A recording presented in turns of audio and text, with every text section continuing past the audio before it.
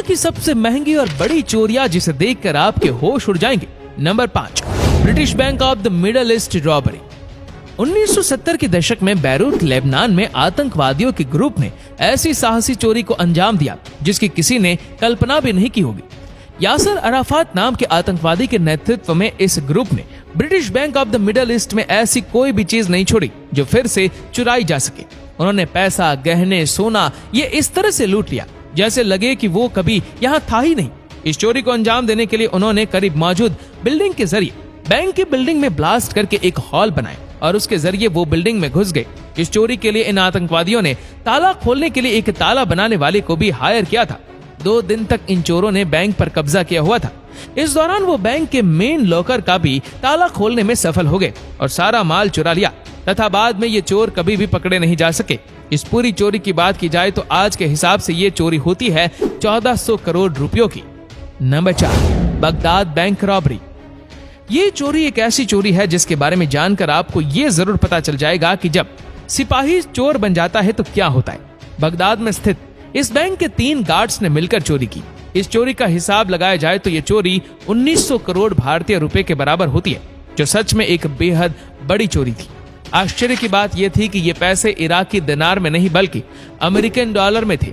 इन चोरों का प्लान इतना सटीक था कि किसी भी परेशानी के बिना गार्ड्स आसानी से बच निकले। अब सवाल ये खड़ा होता है कि इस बैंक में इतनी ज्यादा मात्रा में पैसे क्यों रखे गए थे। Number 3, United California bank robbery. 1972 में आमिल दिनसियो नाम के इंसान ने अपने कुछ फैमिली मेंबर्स और 2 अलार्म एक्सपर्ट्स को लेके यूनाइटेड कैलिफोर्निया बैंक से करीब $30 मिलियन चुरा लिए। आज के हिसाब से अगर इसका भारतीय रुपए में मूल्यांकन किया जाए तो ये होते हैं करीब 1100 करोड़ रुपए। ये एक सबसे परफेक्ट चोरी थी। कुछ महीने बाद पुलिस को एक क्लू मिल गया जब इस ग्रुप ने ओहियो शहर में कुछ इस तरह की चोरी को अंजाम दिया। इन दोनों चोरियों में काफी समानता होने के कारण पुलिस को लगा कि दोनों चोरियों में कुछ ना कुछ कनेक्शन जरूर है।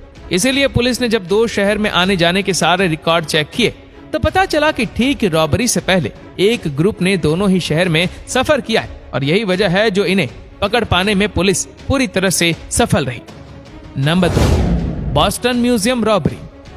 पता नहीं आप इस कथन से इत्तेफाक रखेंगे कि नहीं रखेंगे, पर 1980 में अमेरिका के बॉस्टन शहर में स्थित बॉस्टन म्यूजियम रॉबरी को कई लोग आज भी कला के नजरिए से देखते हैं।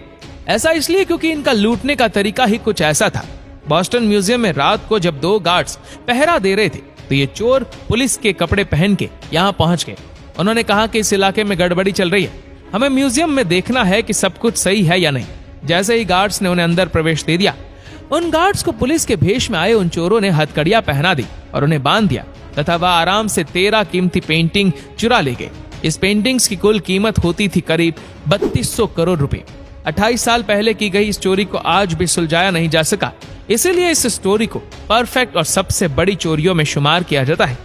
Number 1, central bank of Iraq robbery. अप्रैल 2003 में अमेरिकी सेना इराक के बगदाद शहर तक पहुंच गई थी। जब बगदाद में स्थित सेंट्रल बैंक ऑफ इराक में ये सेना पहुंची तो पता चला कि इस बैंक को पहले से ही किसी ने लूट लिया है। इराक के उस वक्त के राष्ट्रपति, जिनका नाम था सद्दाम हुसैन, जिनके दूसरे बेटे ने बस घंटे भर पहले यहाँ जमा सारा पैसा लूट लिया था। ये पैसा कहाँ ले जा रहे हैं और इसका क्या किया जाएगा, इसका कुछ भी एक्सप्लेनेशन नहीं दिया गया। बस एक छोटी सी नोट बैंक गवर्नर के हाथ में सौंपी गई और वो ये थी कि ये पैसा हम विदेशी ताकतों के हाथ न लगे इसीलिए ले जा रहे। ये लूट भी करीब 6500 करोड़ रुपए की थी, पर पैसों से भरे ये ट्रक आखिरकार किसी तरह से विदेशी हाथों में पड़ ही गए।